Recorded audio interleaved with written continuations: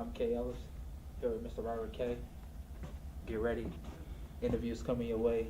Sit back, get your notebook, get a pen, read some information that you need to know, get you some snacks. Interview starts now. You're running for Cook County Board of Commissioners, correct? As I'm running for Cook County Board Commissioner in the 4th District. It's in the south, east side of Chicago and the southern suburbs, but it also covers an area up in on the northern end of the district, which is Evergreen Park, which is Worth Township. Now the district starts on the south end at Lansing, Illinois, Calumet City, Illinois. It comes into Burnham Harbor. It goes into a few precincts in South Holland and Lansing. It comes into the city on the southeast side at the 10th Ward, all of the 10th Ward, 8th Ward, 7th Ward. It goes into a portion of the 6th Ward and the 9th Ward. And it goes over into the 21st Ward, all of the 21st Ward except 7 precincts, I think. Yeah, only 7 precincts out of the 1st Ward that are not in the district. In the 18th Ward, there's only 1 precinct and 1 split precinct. Wow. And it goes over into Worth, Illinois, which is Evergreen Park. And there are a number of precincts in that area also. This is why somebody you should know, because so a few of y'all right now, that's your area, you done spoke in your area, so remember his name.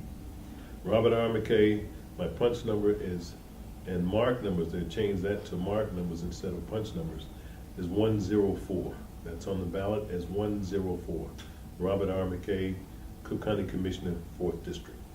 And election day is March 18th, so be prepared. You have a month to prepare. Hey. So, sir, let's get into this interview. Yes. Veteran. I'm a veteran U.S. Coast Guard. I served in Coast Guard from 1967 to 1971. And I went to Vietnam in 1970. Wow. Right. A lot of you viewers weren't even born. I wasn't even born then. Oh, yeah, still a baby. Yes, sir. You saw a lot, and coming up in those. You said the Coast Guard, and you went to Vietnam in the '70s. So that was a big transition with segregation and drugs and the total of death that was brought up on over there. In Vietnam? Yes, sir. Yes, well, Vietnam was a conflict. It was never declared a war. You know, many people say it's a Vietnam War, but it was never declared a war. And Congress does that. Okay. So the Vietnam conflict was to fight communism. Okay. And, you know, we'll leave that there for that, because, you know, as I look back, reflect back, and you see what we were wrong in some of those issues that we became involved in. Yes, sir. Yes, sir. While serving, was it a lot of segregation going on at the time, or was that dying down? Was the racism still going on? There was racism, but the government itself was cleaning up much of its image with the attitudes by recruiting people, especially blacks, African descent, or we should say descendant of enslaved African, into the military. And the Coast Guard was not left out of that, although there weren't that many blacks in the Coast Guard. And I joined the Coast Guard. I was going to be drafted, and my father recommended the Coast Guard because when he was a young man and he was drafted into the Marine Corps, I think in '41, and he attempted to get into the Coast Guard, but they weren't allowing that many blacks in the Coast Guard. Okay. So he recommended that, and I did go for that. And I'm now a veteran. Yes, sir. What advice do you have for the soldiers that's on their way home, for the soldiers that's over there, and for the future soldiers? Well, the main thing for the main issues people in the military should be focused on is education. No, and the military is more scientific now, more automated, computerized systems in the military, and that requires high levels of education. Okay. So if you're involved in the sciences and mathematics and extensive readings, that will prepare you more for military service. However, you can avoid that if you're matriculating into college and becoming entrepreneurs. Those avenues are required at the same levels as the military.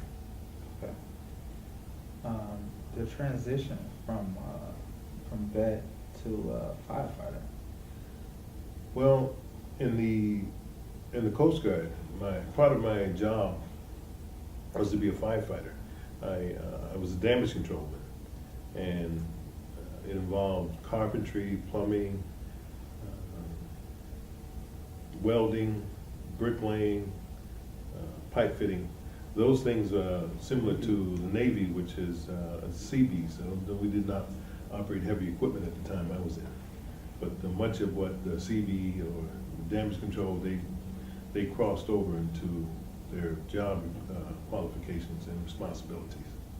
They prepared you with a lot of skills. You just Yeah. name at least 8, 9, 10 different fields, right? Well, yes, that was what, but I like that. I would rather have been a marine scientist, but I see more value in being the damage controlman in the service because it afforded me many of the skills that I can reflect or rely on now to look into the responsibilities with the county government. Mm-hmm. And how when contracts are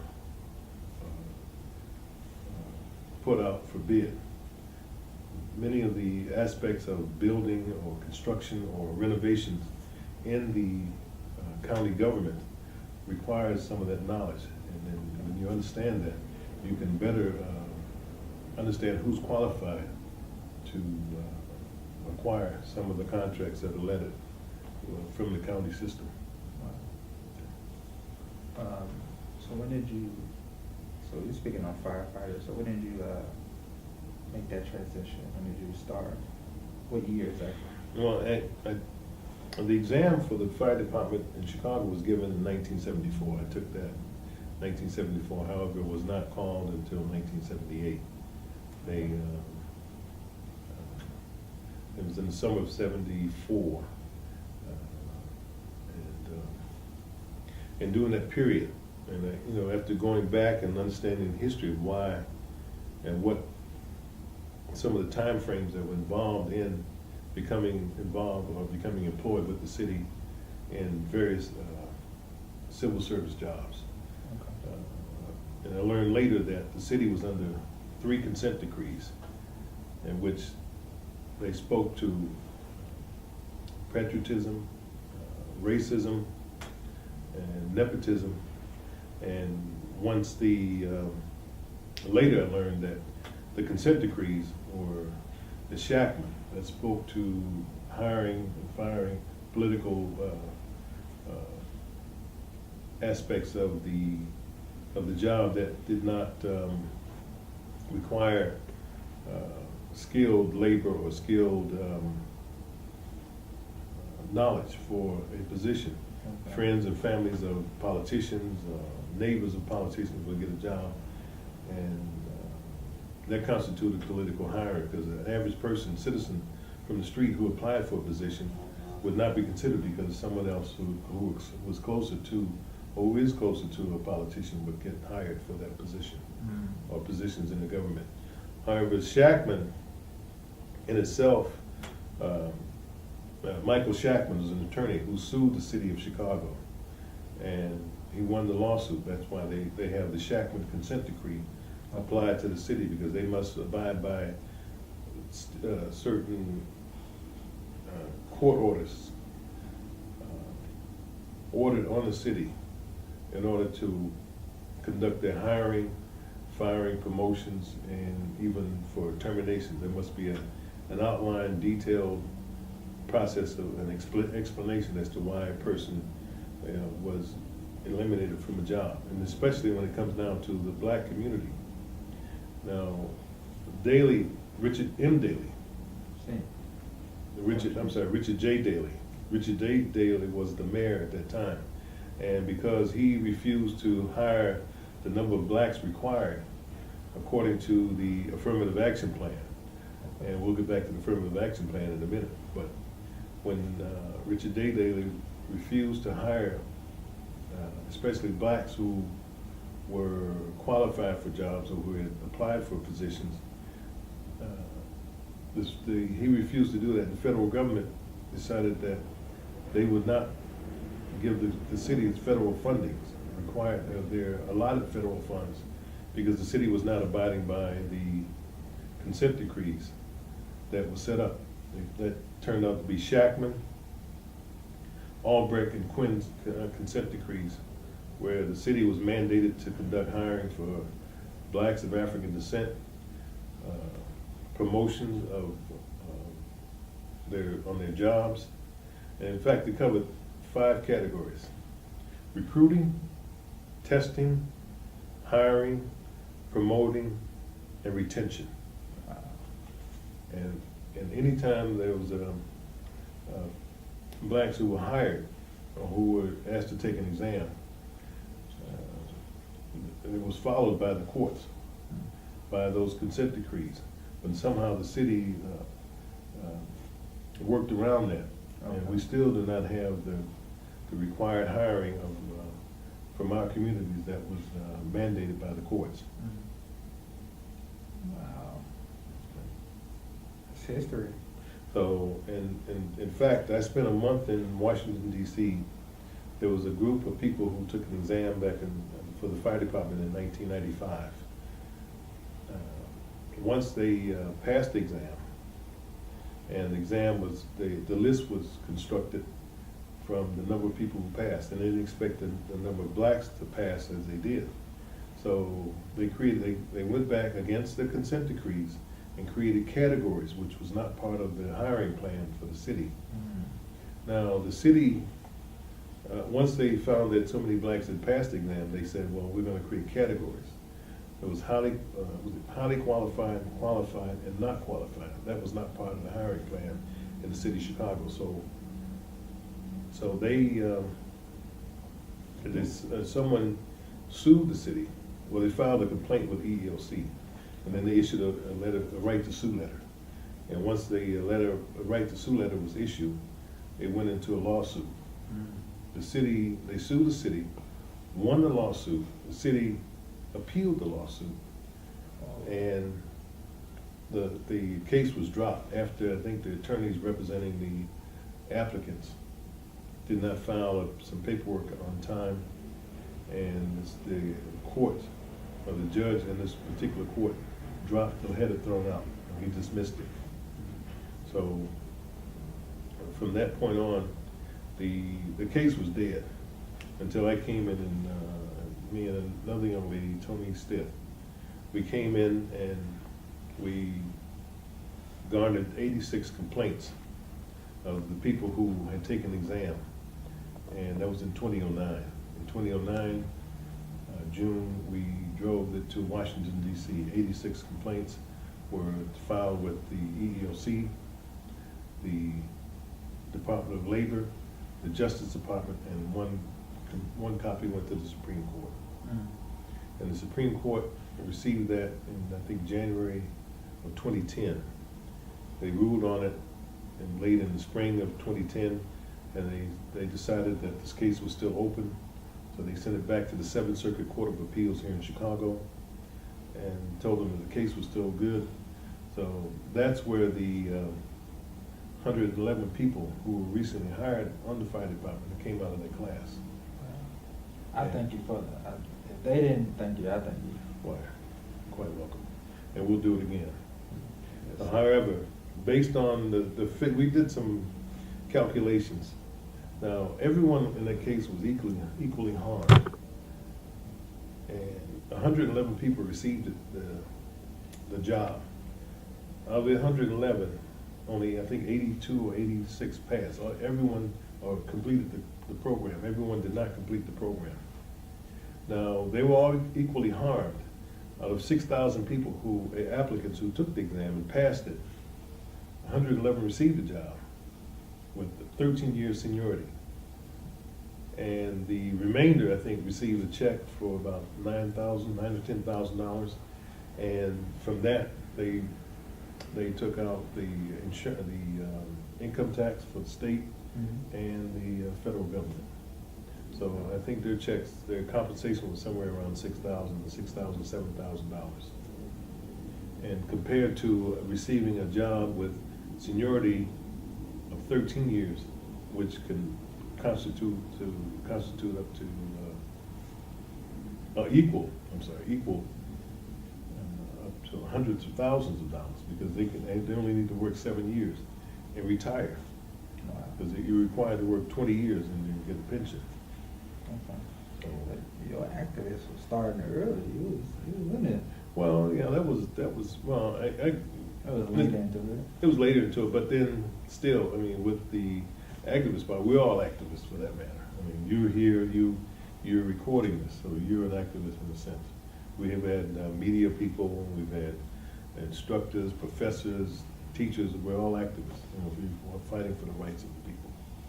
When we should be represented, and our elected officials should be representing us and fighting for our just due, but that doesn't always happen. That's why they need to be replaced. Yes, sir. And young people like you need to step in and take up some of that, take that role on, so we can begin to move forward. I know. I'll argue with you on that. Okay. 32 years in the firefighter. As a firefighter, Yes. you've seen a lot, Seen a lot. done a lot. Yes. Can you give the viewers an insight on how much work that firefighters go through, and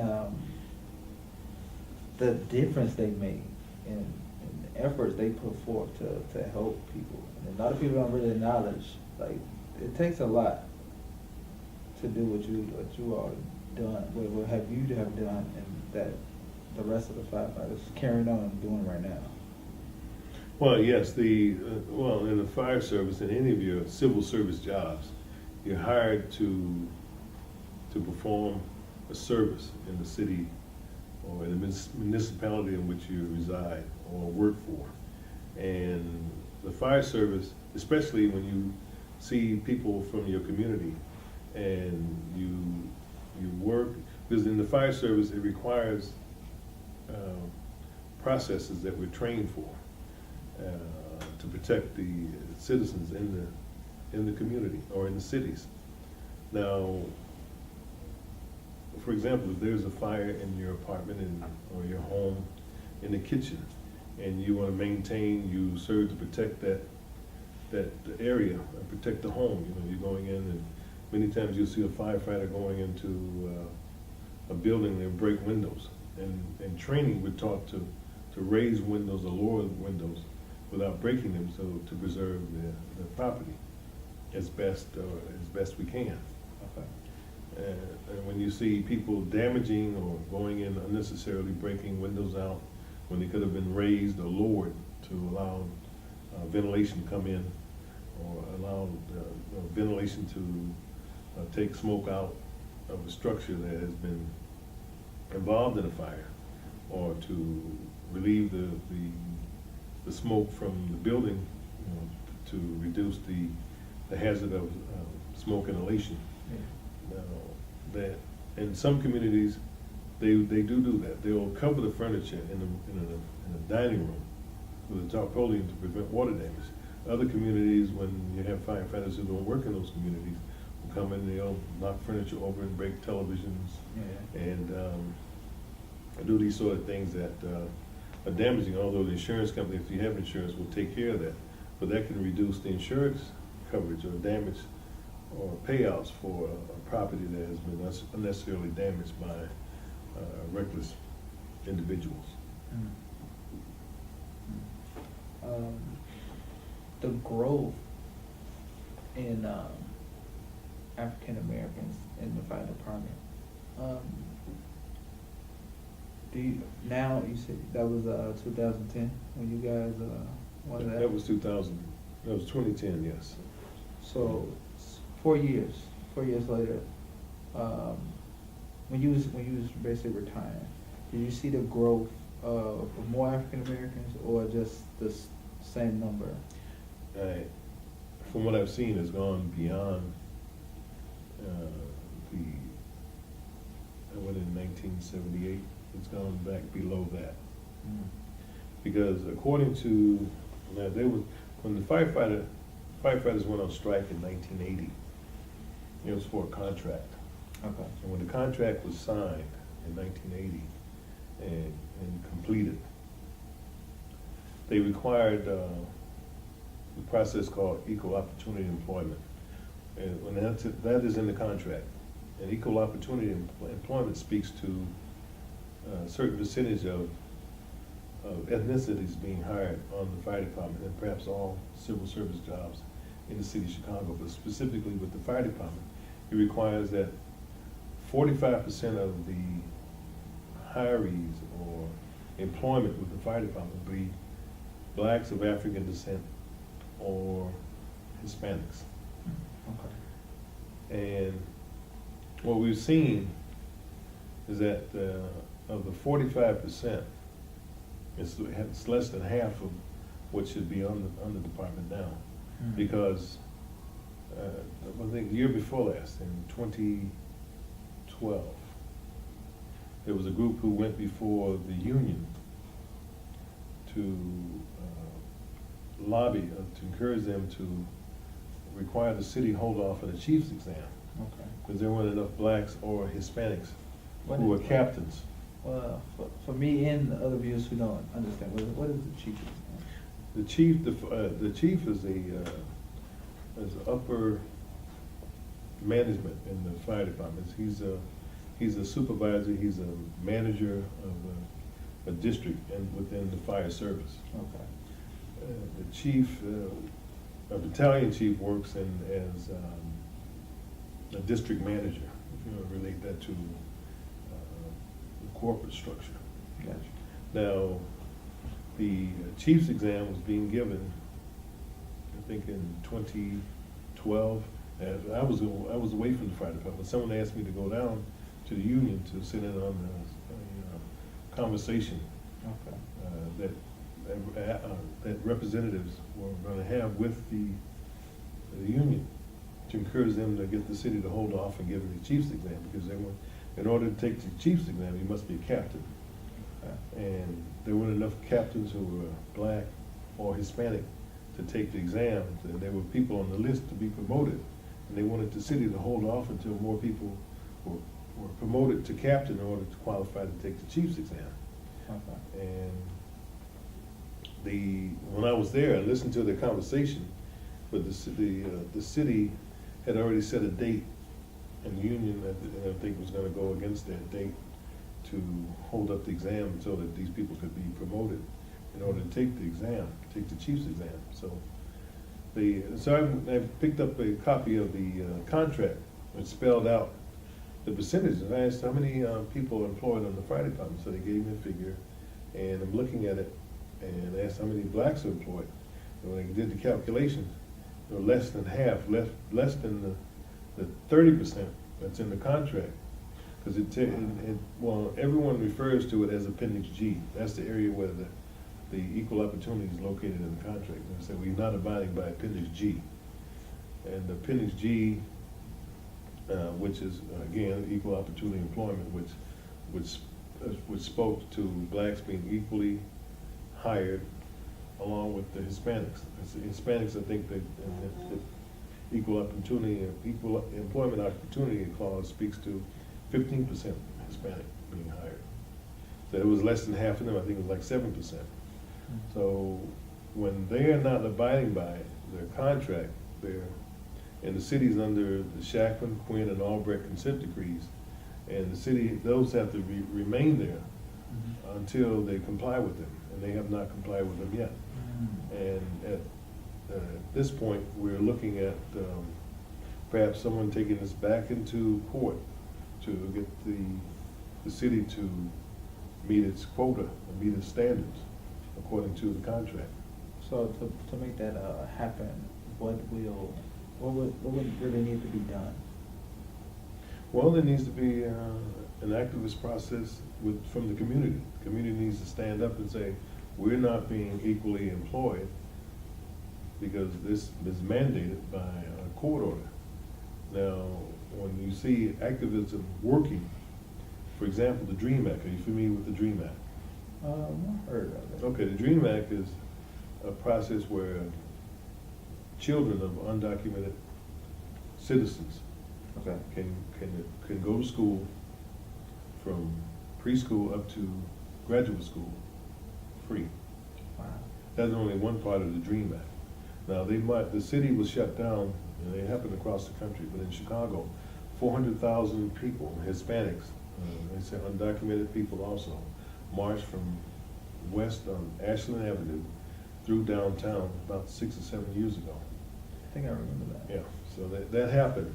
And after that, not long after that, because that spoke volumes to the elected officials. Now, these are votes that are activists out here that we have to listen to. Although, and when you're undocumented, you're not registered to vote, but then they're mixed in with people who are registered to vote. So, and they're supporting that. So so that is what needs to happen with this firefighter or the city employment issue. It's the city of Chicago who's still violating these consent decrees. And we just letting that happen. It's allowed to happen because we're so distracted with other issues, not focused on the main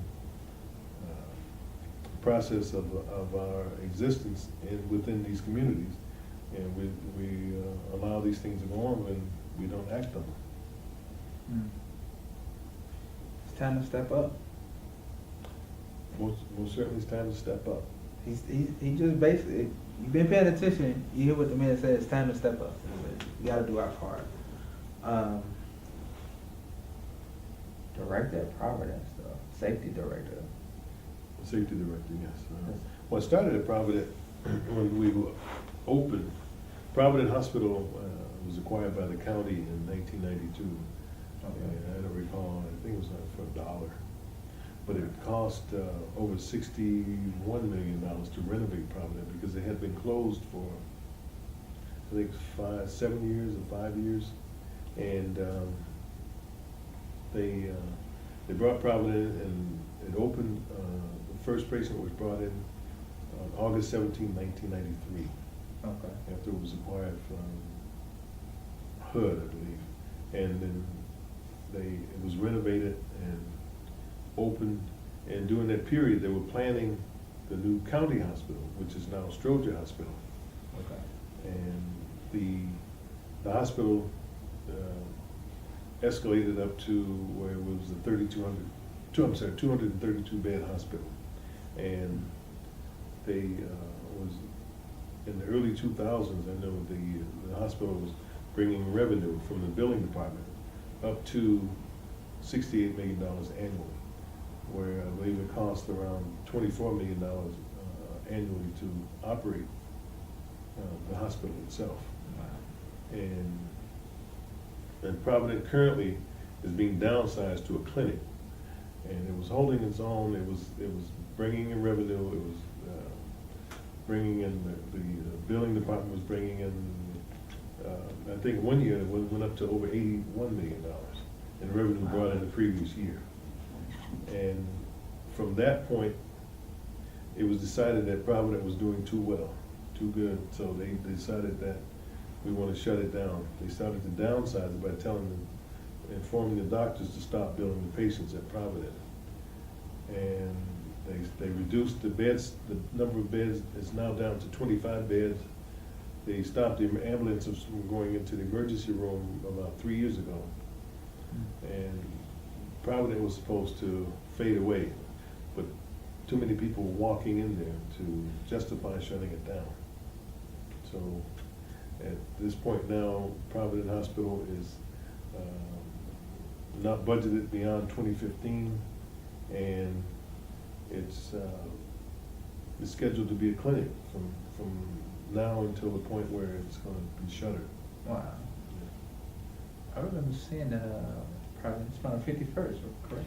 Exactly. Right off 51st, yeah. around 500 East 51st Street, Yeah. across the street from Mhm. Washington Park, Diet School. Diet, right across the street from it. I know you're Right. talking about. Yeah, I remember we used to drive past it. It's right outside of Hyde Park. It's Yes. right there. I Right. exactly know what you're talking about. Yes. That's crazy. Now, pardon me, my platform, one of my campaign issues is to bring Provident back up, because it was earning the revenue, contributing positively to the county budget. It was ample emergency room, it was stabilized patients, although it was not a trauma center then, because we did have a trauma center over at University of Chicago. Okay. And the University of Chicago opted out of the general trauma care and allowed only adolescents to come in as trauma victims. It's up to age 16. And beyond that, sometimes a victim must travel up to 18 miles to a trauma center.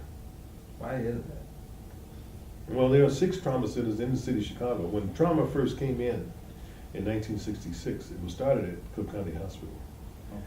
It came out of the battlefields of Korea. The old Cook County. The old Cook County. I read that building. Right. Well, I don't know if you've ever seen, looked at the TV series MASH. Yes. But that's how trauma was, the idea of trauma came in through that Okay. that program, serving the troops on the battlefield. They needed immediate care, so they took the emergency rooms, the surgery centers to the battlefield. Mm-hmm. In the tent.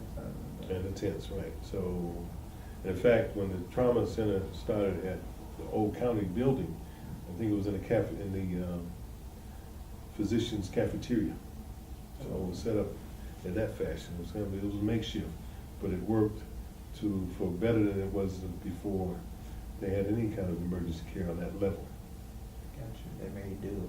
Right, they may do. And then it was improved, and then that spread throughout the country and perhaps throughout the world. Because then you would have physicians who come here to train at the county hospital. Because it was an ideal setting because of the kinds of trauma that was going through. But the trauma centers now are located in the periphery of Chicago. There's 6 in the Chicagoland area, and there's some that are located outside of the Chicago boundaries. Mm. That's trauma is one of your focus on this campaign. Right? Yes, it is, because I'm looking at the zip codes in which response times for EMS coming in. The example 60633, as far south side of Chicago. Sometimes response times can be over 30 minutes, and optimal response time should be 20 minutes or less. In the area where we are now, in the zip code where we are located, it's sometimes 9 to 10 minutes. So you see the contrast in response time. That means life or death. And you have that travel period going from one point to the trauma center. Mm. Speaking on the campaign, just a little insight on campaign. How's it going so far? The campaign's moving along. My information getting out there, my issues are being distributed in the communities door to door. One of the pitfalls is that way, raising campaign funds can be difficult. And that's the phase I'm doing now, is raising campaign funds to get these issues. How the fundraisers? How the fundraisers? Yeah. I'm sorry. The fundraisers, well, I've had one so far, and it did bring in a few dollars. That's good. Your focus for the when you do get your seat, Yes. so when you do get your seat, Yes. What are your folks? 'Cause I mean, we talked before we got on the camera, you was focusing on creating, jobs for the youth. Can you elaborate on that? Well, economic development is one of the issues on the platform in my campaign to bring in jobs in the community, because much of the fourth district is thriving, but you have major portions of the fourth district that are bankrupt, and we need to get those balanced so that the jobs can come in. And I'm looking at one area with the forest preserves and creating a food production with agriculture. Now, the forest preserve has up to nearly 69,000 acres in Cook County. And we know that, and I've learned recently that you can grow 3 million pounds of food on 1 acre of land in a year. You can produce that much food. And I'm looking at the process of developing or having land, an agricultural process brought into the county through the forest preserve and supplying food to county departments. The Cook County Jail can be serviced through this forest preserve and through this agricultural initiative.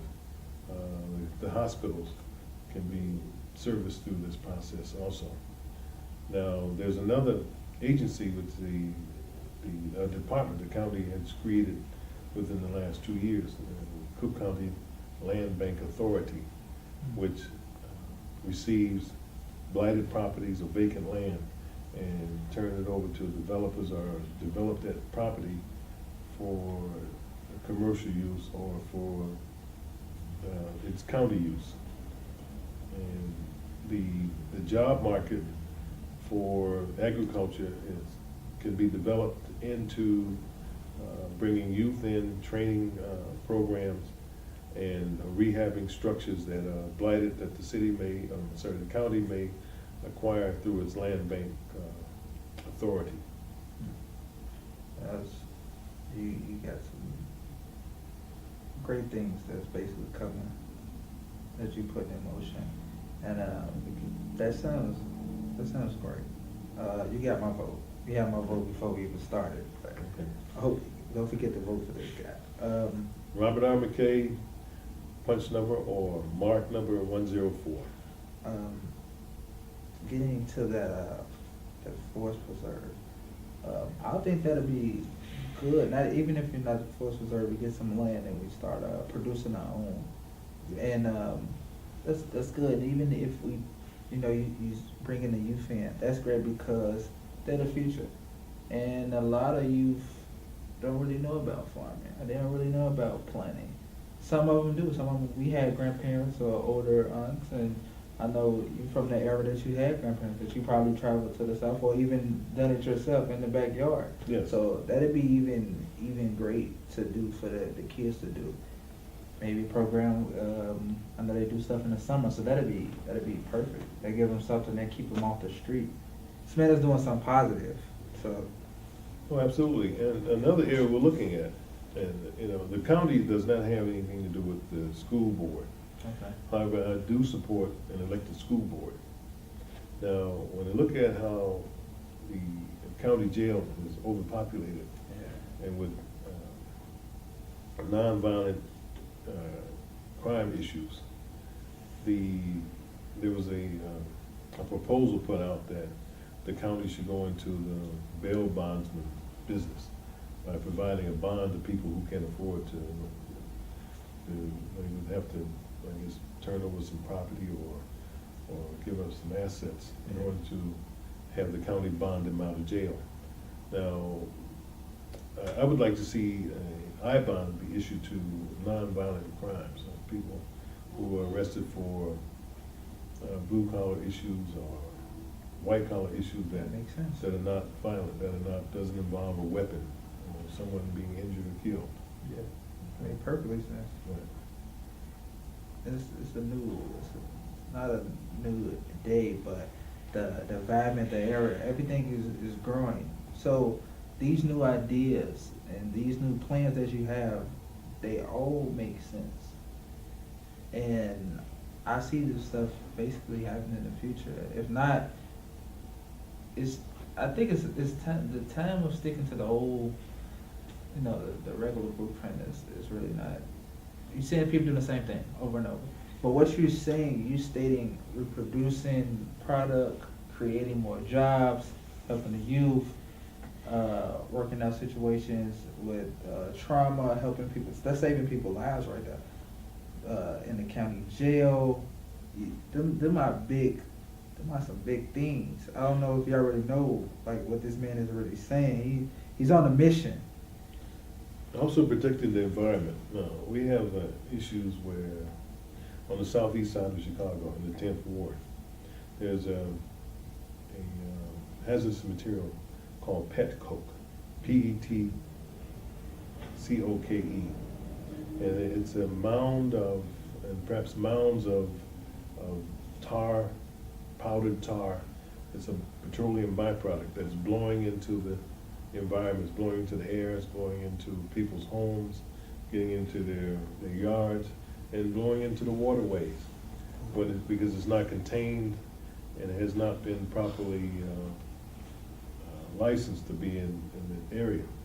Because I've reviewed the data and the material safety data sheets on this material, and it said hazardous material, but some people are saying, it's not that hazardous, but then they wouldn't want it in their community. The people who have it there, who have placed it on that site, are not that concerned about protecting the environment or the inhabitants or the citizens within the 10th Ward. Do you think the community really knows how deadly that chemical is? No, the community only can go by what, well, the ones who are affected, they understand it because there have been complaints of respiratory issues. Some people may have been affected more seriously than has been reported. That remains to be seen. So until there's a thorough investigation of the effects of this on the community and on the inhabitants and on the environment, we won't know until that research has been released. So what should the viewers, the community do to basically make an effort to do something, to do their part until you get to where you need to be to handle it? What should they do to basically get rid of this chemical or get it out of their neighborhood? Or have it properly contained. Yes. They need to get with their elected officials, their aldermen, their state rep, the county commissioners, and even their congressman who resides in an area, because when it gets into the waterways, that's a federal issue also, along with EPA. But the state of Illinois has its own agencies, which are not adequate because many times they're underfunded to go out and conduct the investigations or to do the research in order to inform the public as to the dangers in which they are existing in, and in order to force the companies who brought it there to clean it up. It's not hard to find these people. All you do is Google them, 311, something. Let's get this in motion. The campaign. The campaign. Your number. My number is 104. Robert R. McKay. I'm on the ballot for Cook County Commissioner, 4th District, and that resides in the southeast side of Chicago, in the southern suburbs just below Chicago, on the east side. Lansing, Illinois, Calumet City, Burnham, Dalton, South Holland, 10th Ward, 8th, 7th, 6th, 9th, 21st, 18th Ward, and also Evergreen Park, which is Worth Township. That's a lot of y'all that he named just in the first half. So do your part. This the guy that you need to know who we need to put in position to make these things work, to better ourselves in the future. Where can people reach you if they want to make a donation or if they want to support you or any way? How can they contact you? Okay, my direct phone number now is 312-343-4337. I have an email address. It's rrmckay@yahoo.com. And my office is located at 353 West 95th Street. That's adjacent to Trinity Church on 95th Street. In fact, it's across the street on the south side of the street, but on the east side of the tracks. Trinity is located on the west side of the tracks. We're right there on the south side of Chicago. Election Day is March 18th. Anything you would like to close out with or go over your main objectives again for the people? Well, I'd like to say for the citizens in Chicago, on the south side, especially in the 4th District of Cook County, we'd like to have better healthcare service and better emergency services provided to you. And that can be done by voting for me, because I will be advocating to get the trauma center on the south side of Chicago. And preferably at Providence Hospital, but there are other locations where they can be placed. So, because trauma it comes from automobile crashes, gunshots, comes from regular accidents, from people falling, or heart attacks. They tell you if you are suffering a stroke, sometimes you can prevent a stroke from being as serious as a severe stroke or even a heart attack by getting to the emergency room as soon as possible. And sometimes that requires minutes. And sometimes when you are suffering a stroke or heart attack, you can remain conscious long enough to get help, and also you may remain conscious long enough to get yourself to the emergency room. So minutes count. When you do not have a trauma center in your immediate vicinity, it can be devastating to you.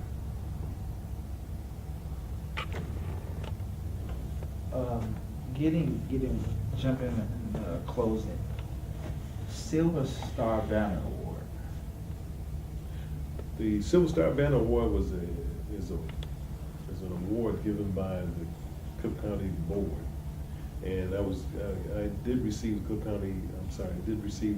Silver Star Banner, I think in 2010, 2 years ago, and it was awarded in the county board chambers by the Cook County Commissioners and the County Board President, Tony Preckwinkle. Congratulations. Thank you very much. And that Silver Star Banner Award was given to Vietnam veterans who were injured. I'm a disabled veteran, and I'm suffering from some issues from Vietnam, Agent Orange, and some other hazardous material related issues that I was exposed to in the war. Gotcha. How did you feel when you received this award? Because this award is, I did some research, and it's not given to a lot of people. No, it's not given to a lot of people. Like what I mentioned a minute ago, it's awarded to disabled veterans who were injured, and many of them do not choose to come forward. Many times a veteran, once he's been discharged, is disenchanted with some of the services that have not been provided through the VA, through continuous care when it is needed. And many times it's been denied, but it takes an effort, and I'm also fighting with that, being an activist with the VA system, because we look at how in Illinois, it's 49th out of the 50 states in taking care of its veterans. And I think it's behind Puerto Rico, for that matter. Wow. In closing, sir, I want you to look into those viewers' eyes and speak to the youth, the veterans, the future firefighters and firefighters that's on their way to retirement, and just the people in general. Any inspiring words or encouragement? And okay, floor is yours. Well, I'd like to say to the community that we, to the youth, that we prepare ourselves better than we have done to this point, because I see that this world is globally focused. World that we're involved in now is more scientific in its education. It's more focused in providing the kinds of education that is needed to matriculate on up through becoming an entrepreneur, becoming a professional, or even if you're going to be involved in the military, they're requiring more skilled and more highly educated people to perform military duties. So if you choose that route, education is the key in the beginning, matriculating on up through upper levels in life. So that is my main message, is that we prepare ourselves. Everyone can do that. And where you're not getting balanced education, there needs to be activism moving towards getting those kinds of educational tools and courses in our schools that are not providing it. We know that college preparatory schools do get it, magnet schools do get it, but the general population schools are not getting the kinds of education or balanced information to move forward and to become more involved in our society, and so that we can become qualified to get contracts with the city of Chicago, the federal government, or Cook County, that we are provided the education necessary to prepare ourselves. The education necessary to get us into areas where we become bonded, certified, so that we're qualified to do anything that we see major construction sites performing.